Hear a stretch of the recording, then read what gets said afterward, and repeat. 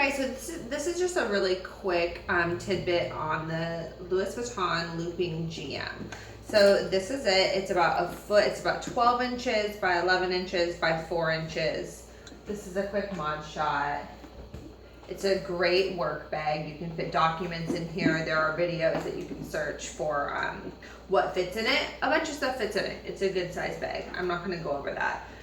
What I will go over, well, I don't know where I put my lipstick, but I do think that this little old cell phone pocket, it's like from 2001, like no one has a Razr flip phone anymore. Like your phone's not really gonna fit in there, but you can use that for lipsticks, lip glosses, and then it's a really quick grab and go, which I think is great, or you can put your keys in there. So why I'm doing this video, I like to do videos that are different. Like I don't need to do like what the hell fits in here, that's already on YouTube. So when I was looking at this bag, I was finding variances in how it was made, and it was making me question, like, is it authentic? Like I can't tell. Like some bags have a different bottom than the others. Like which one's the true bottom? I don't know. So I went ahead and got this bag authenticated through Memes Treasures, and I think it's worth it if you're gonna purchase something that is pre-loved. Like it's not in production anymore. You can't purchase it brand new from the store. Get it authenticated. This cost me $25 and I'm happy with it. So how you know I didn't just print this on my computer, there's the QR code at the bottom. Scan it, takes you to Memes Treasures website, whatnot, and it's a legit document. So when I was looking at this bag is made in France. The heat stamp is there. I don't know if it's gonna focus or not, but it's a made in France bag. So on the rivets, there's not LV there, nor on the rivet inside here. There's not an LV. Here on the D-ring, there is an LV stamp. And then on the inside of the D-ring flap, there's another LV, and then there is the date code in there, which reads MI0011. So pre-2000, which is the date code's also on my letter, but so pre-2007, the date code that reads as January 2001. So it's the month, 01 is the month.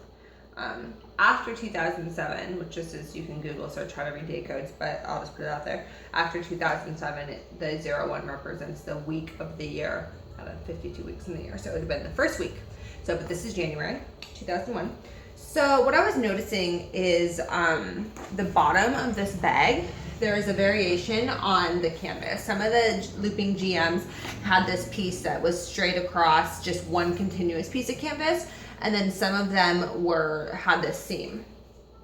So this seam, it was starting to bother me, like, which is it, you know? But what I realized, and it could be not the end all be all, but what I realized is that a lot of the made in France bags had this seam at the bottom, and the made in Spain bags had the continuous piece of canvas. Now, I didn't look at every single GM looping for sale on the internet, so I don't know if that's a theme consistently. That's just something that I noticed for the ones that I had looked at.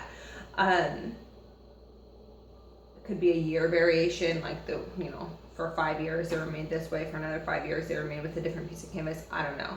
But at the end of the day, this one does have the seam at the bottom. The LVs are not cut off, which is definitely something you can look for when authenticating a bag. But I had this authenticated by a professional, by Memes Treasures, and they did say that it was. So, and obviously I did that before I bought it, because why am I even gonna waste my time if I have doubts? I mean, everything looked really good to me on it.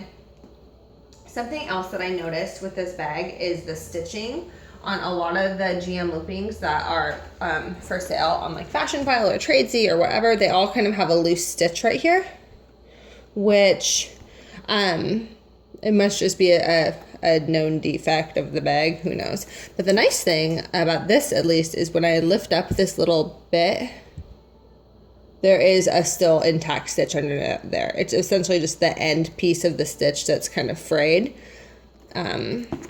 But underneath it, there is still a nice stitch that's intact. You can see in there.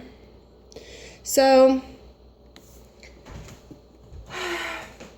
why the hell do I even have this bag? So basically what I kind of realized, so growing up, I lived in antique stores with my mom. Like every Saturday, basically, we would go to like random antique stores and she would like look for things that she collected. And she collected basically everything. But I learned so much, and I learned to appreciate old things, and I learned to appreciate the history and the production and the way something was built, you know. And because you can look through like artifacts of like, you know, import laws for the United States that were needed to be, you know, after a certain year they needed to be stamped with the made in, right? That didn't used to exist, and that's part of history, like when that changed. There are changes in glazing for glass artifacts, so you can tell like, well, if the glazing's cracked, it's from this era or this era. And what I found, and being that I love purses and I love accessories, is I can find that same history with Louis Vuitton bags, because it has been around since 1854. So, you know, over 100 years, well over 100 years of history for the brand, and that to me is fascinating. On top of just the natural art of each piece, you know, I think it's cool. So anyways, found myself intrigued. I like to learn about products, about their products, and learn about the production. And so I just wanted to do a quick video on this GM looping bag. And I mean, there's mod shots on the internet. There's already like, you know, what fits in the bag. A lot fits in here. It's a big bag. I just thought it was interesting to kind of go over the pulls. And so again, this is a made in France, and this is a zipper pull. On this one, it's square. It has the LV. The pocket also is square and has the LV. And just what I had noticed, this is really hard to get the camera to that angle to see the zipper pull, but that was another one of the variations. So I don't know if I already said that. I'm starting to ramble. I really don't even have a purpose for this video other than I thought it was interesting that, because there's so many consistent pieces over, like the Neverfulls are all like exactly the same essentially. But this one, I just thought it was interesting how the bottom did vary, and some of the zipper pulls seem to vary too. And oh, is that so? Oh, are we finished? Are we all done? Okay.